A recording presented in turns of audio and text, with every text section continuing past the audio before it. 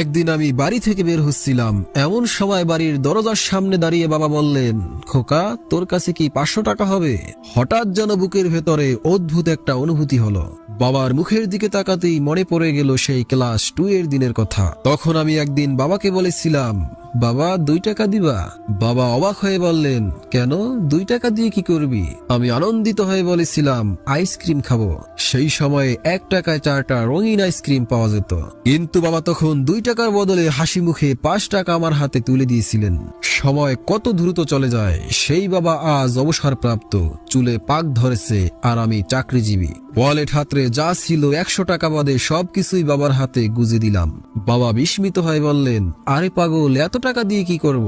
আমি হেসে বললাম, বাইরে যাও, দোস্তদের সাথে বসো, চা নাস্তা খাও, আর কি। তারপরে আর কথা বাড়ালাম না, দ্রুত ঘুরে হাঁটা দিলাম নিজের চোখের পানি আড়াল করতে। মনের ভেতরে একটা কথাই